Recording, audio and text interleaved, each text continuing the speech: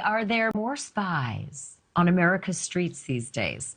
And maybe more specifically, inside your digital devices, like the thing you probably have in your hand right now.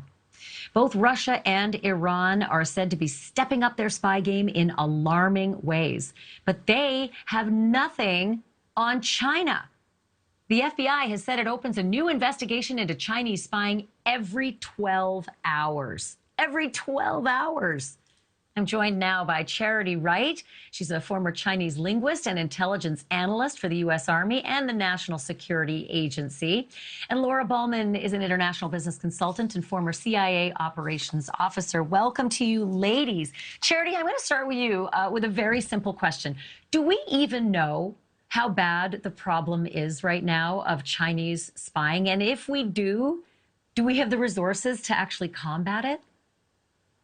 I think we do, Ashleigh. Espionage has been a problem coming from China, targeting the U.S. for a very long time. Now we have private sector threat intelligence companies partnering up with the public sector and the investigators to really get down into the tactics, techniques, and procedures they're using. So I feel like we are very prepared, and I think authorities are doing a great job at using that intelligence to find those spies.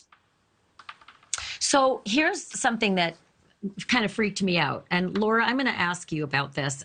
There was an intelligence law in China, I guess passed in 2017, and it requires all organizations and citizens to support, assist, and cooperate with national intelligence efforts. Again, that's the law for Chinese citizens, that every citizen has to support intelligence efforts, which makes me wonder if every Chinese citizen that visits America is then effectively a spy. No, they're not.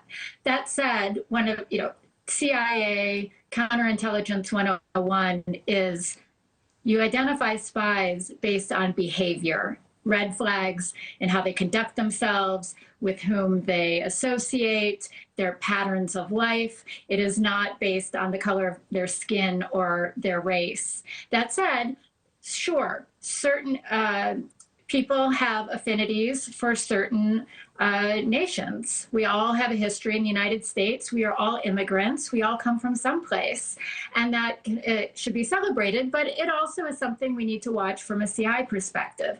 And piggying back on what Charity said, I mean, with an $89.8 billion budget for intelligence, we definitely have the resources to handle this. Well, that's good to hear. Although I have to say, half the time I don't necessarily think it's spies that we're looking for. We're actually holding them in our hands at all times. And honestly, Charity, I just wonder, most people are just not prepared not to have TikTok. And they're not prepared to, watch their conversations when they're around their cell phones. But should we be, or should we increasingly be considerate of what our phones might be able to hear and then transmit to someone we don't want to hear? I think China's after a lot of big data on many apps that you're using on your phone, not just social media. I think it's always good to be aware of what you're discussing, and using encrypted messaging apps makes you a lot safer. But you also have to consider, are you likely to be targeted by the Chinese government? Not everyone is targeted. So they're looking at, specific individuals with access to sensitive information. So depending on your access to that kind of information at work, you might want to take further precautions. So I've got 30 seconds left, but Laura, what is behind China's spike in capability and penetration in spycraft? Technology. The MSS has always been a worthy adversary in intelligence, but like the rest of the world, they are capitalizing on technological advances. I guess that means we should be careful of our TikTok. I have to say, sometimes I'm so paranoid, I don't take my phone into the bathroom because I'm just terrified about what it could be hearing. Charity Wright and Laura Ballman, thank you so much. It's good to have you on. Thank you for watching. Go to newsnationnow.com to find NewsNation on your television provider. And don't forget to click the red subscribe button below to get more of NewsNation's fact-driven, unbiased coverage.